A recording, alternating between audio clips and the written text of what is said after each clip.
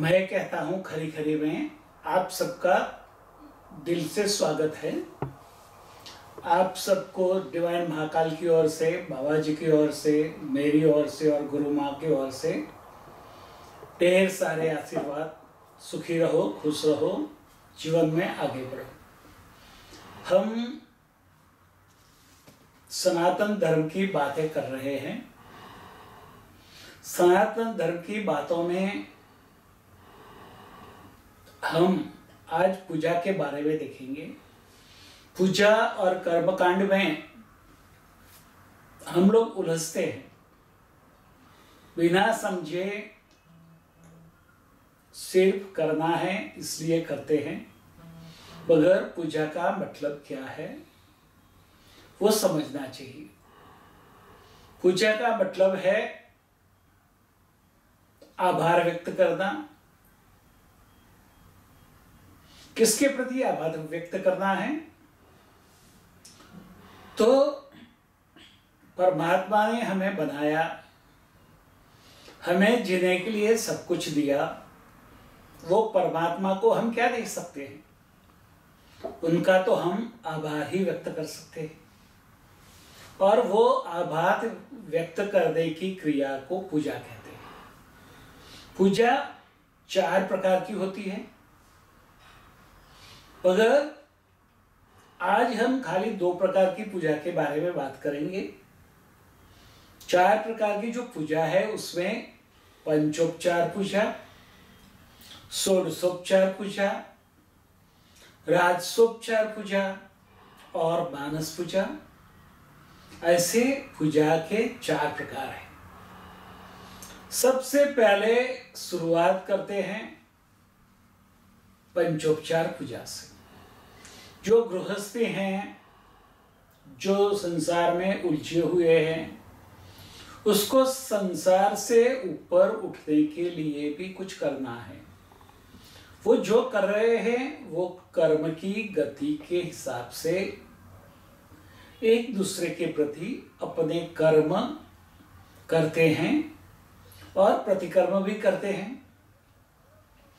तो पंचोपचार पूजा में हम अपने घर में अपने इष्ट देव का, जिसमें भी हमारी श्रद्धा है, उसका छोटा सा मंदिर बनाते हैं। मंदिर नहीं है, मंदिर की जगह नहीं है, तो हम फोटो रखते हैं। और फोटो रखने के बाद हम हमारे इष्ट देव की पंचोपचार पूजा सब लोग करते हैं। कैसे करते हैं? पंच उपचार। पंच उपचार में क्या है? गंध, अक्षत, पुष्प, धूप और दीप। भगवान सबसे पहले रोज सुबह में हमारे लिए सूर्यदेव को दिव्य प्रकाश और जीवन जीने की दिव्य ऊर्जा लेकर भेजते हैं।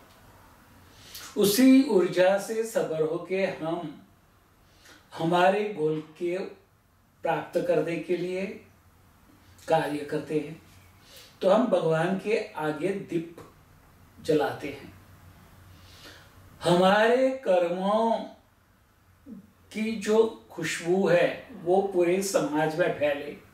जैसे भगवान का जो इस संसार है बनाया हुआ, और वो संसार की लीलाओं के समझते हुए भगवान को महिमा जैसे सारे लोग समझते हैं, उसी तरह हमारे कर्मों के महिमा को सब लोग समझे और हमारी कर्मों की खुशबू सब लोगों तक पहुंचे। इसलिए हम धूप लगाते हैं, सुगंध अर्पण करते हैं। भगवान हमारे लिए जात जात के दान पैदा करते हैं, जिससे हमारा शरीर का पोषण होता है, शरीर में काम करने की ऊर्जा पैदा होती है। और इसीलिए हम भगवान को अक्षत अदा करते हैं। जिसको हम मानते हैं, सम्मान देते हैं, सबसे ऊपर मानते हैं, उसको हम तिलक लगाते हैं। तो हम भगवान को भी तिलक लगाते हैं।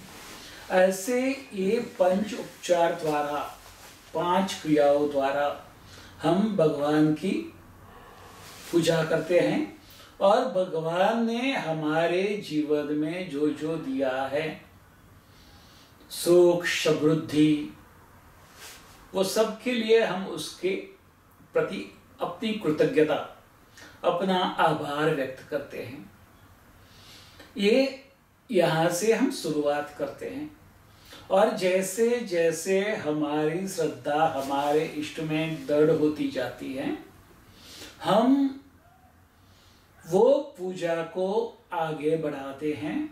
शुरुआत में पंचोपचार द्वारा करते हैं, उसके बाद षोडशोपचार द्वारा। जब आपके पास अपने कर्मों में से हटके समय बचता है और आप अपने परिवार की सारी जिम्मेदारी कम समय में अदा कर लेते हो, तो आप अपने इष्ट देव के प्रति, भगवान के प्रति ज्यादा कृतज्ञ बनते हो और उसी समय रोज हम भगवान की पूजा को षोडशोपचार के द्वारा करते हैं। षोडशोपचार क्या है? षोडशोपचार मीन्स जैसे हम पंच उपचार से पूजा करते हैं, वैसे षोडशोपचार, षोडश क्रियाओं द्वारा। सबसे पहले हम अपने इष्ट देव का आह्वान करते हैं।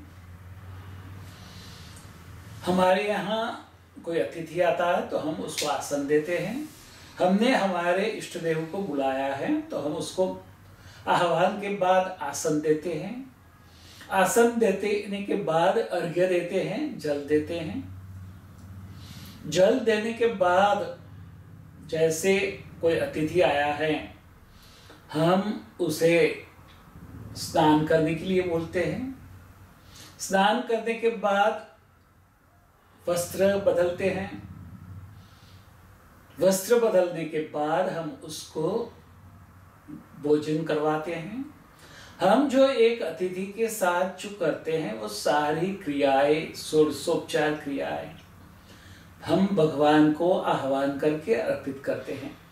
पहले भगवान का आह्वान करते हैं, फिर आसन देते हैं, अर्घ्य देते हैं, फिर उसको स्नान करवाते हैं। आज हम स्नान खाली जल से करते हैं, मगर उस समय स्नान हम जल से करते थे। उस समय साबुन और सब नहीं था, तो हम औषधियां लेके शरीर पर रगड़ते थे और फिर शुद्धोदक स्नान करते थे, उसको साफ करते थे। तो स्नान के बाद शुद्धोदक स्नान और शुद्धोदक स्नान के बाद पंचामृत स्नान। और पंचामृत क्यों? कि जब औषधियों से रगड़े तो चामड़ी रफ हो जाती है, स्किन रफ हो जाती है, तो उसकी रफनेस को, उसके लस्टर को वापस लाने के लिए हम पंचामृत से स्नान करवाते हैं। फिर एक बार शुद्ध जल से स्नान करवाते हैं। ऐसे स्नान करने के बाद हम अपने इष्ट देव की प्रतिमा को या फोटो को पुनः प्रस्थापित करते हैं, उसको यज्ञ प्रदान करते हैं। उसके बाद उसको वस्त्र देते हैं, उपवस्त्र देते हैं। उसके बाद उसको नैवेद्य लगाते हैं। नैवेद्य के बाद फल फूल लगाते हैं और फल अर्पण करने के बाद उसको हम दक्षिणा भी देते हैं। फिर हम मानसिक प्रदक्षिणा करते हैं और फिर उसको अपने इष्ट देव को जो आह्वाहित किया था उसको अपने स्थान पर जाने के लिए रजा देते हैं, अनुमति देते हैं। तो आह्वान से लेकर विसर्जन तक जो जो प्रक्रियाएं होती हैं वो 16 प्रकार की होती हैं और इसीलिए उसको षोडशोपचार पूजा कहते हैं।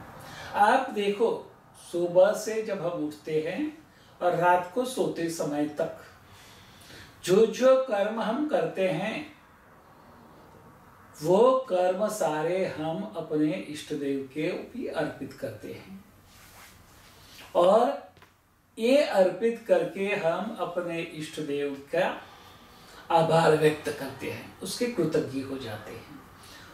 और हम उसको और क्या दे सकते हैं? रोज सुबह वो हमारे लिए सूर्य देव को प्रकाश लेके भेजते हैं, नई ऊर्जा लेके भेजते हैं, हमारे लिए जल बरसाते हैं, बारिश करते हैं।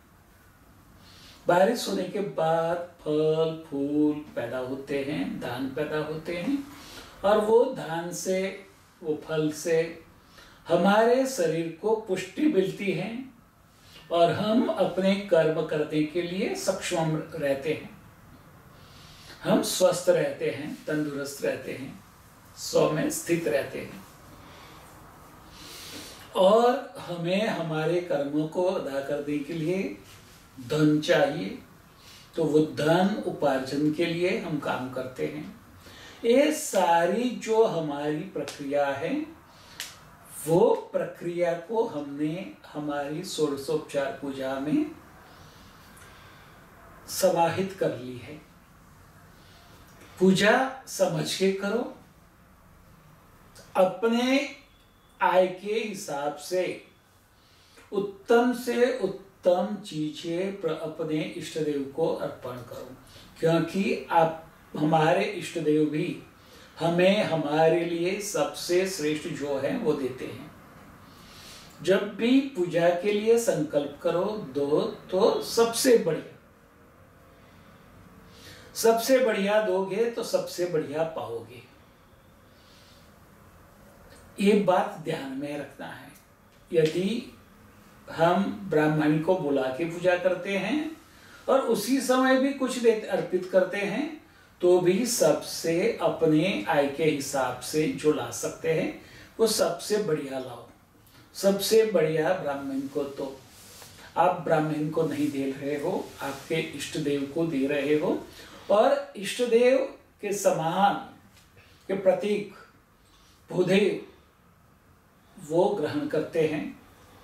तो जितना बढ़िया दोगे, जितना श्रेष्ठ दोगे, उतना श्रेष्ठ आप पाओगे अपने जीवन में। श्रेष्ठ पाना है तो श्रेष्ठ दो, जैसा दोगे वैसा पाओगे। तो उत्तम से उत्तम, सर्वोत्तम दो और सर्वोत्तम पाओ। आज इतना ही। तथास्तु।